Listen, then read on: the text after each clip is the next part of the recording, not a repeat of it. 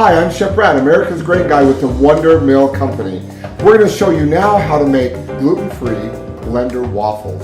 Whole grain gluten-free blender waffles. With a blender, it's real easy as putting your whole grain in, a little bit of liquid, turning it on for a couple minutes, and then adding the other ingredients, and you have a wonderful waffle you pour right out from your blender, right into the waffle iron. They're gluten-free and they're delicious. Now, if you don't want to do a gluten-free, just do your favorite whole grain, throw it in, and the same thing works. So for this, we have, for our gluten-free grains, we're going to use sorghum. Sorghum is very high in fiber, and of course, it's gluten-free.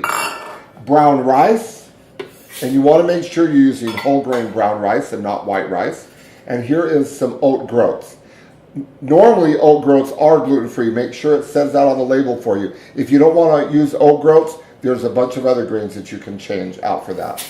And then we're just going to add a couple tablespoons of chia seed, because chia just kind of helps bind it together.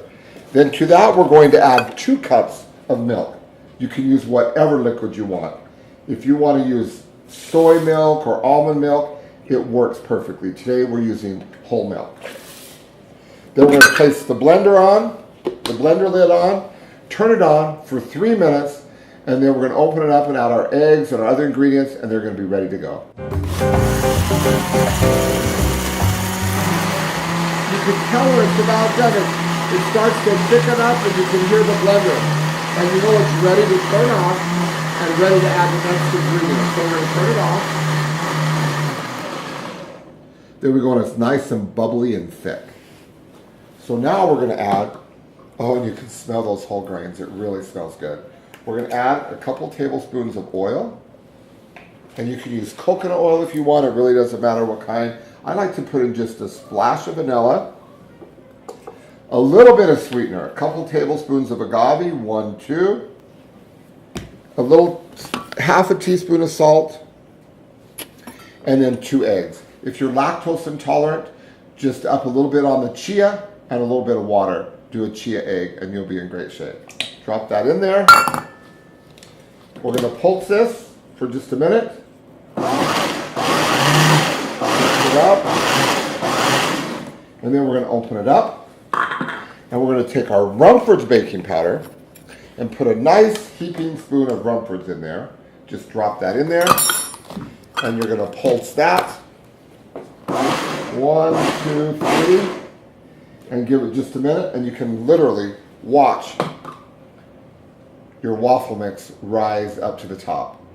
Bake them in your waffle iron according to instructions, and you have beautiful waffles. One of the things I love to do when I'm making waffles, if I don't eat them all for breakfast, they make the perfect sandwich bread.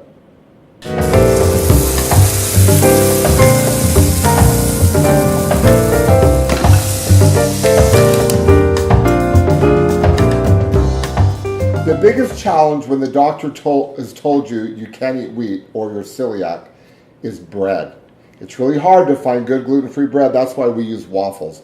Whole grain, gluten-free waffles are great. They're easy to make. Use whole grains in your blender and you're ready to go. So now we're going to make you a sandwich. We're just going to take a little bit of mayonnaise, and you can use whatever topping you want in here. Mayonnaise, mustard, whatever you want. Take a little bit of fresh roast beef on here. Oh my goodness, I'm getting hungry just as we go. And then we're going to put some lettuce on here. They're so pretty. Let's put avocado on one of them. Just slice some avocado. Put that on there. Tomatoes.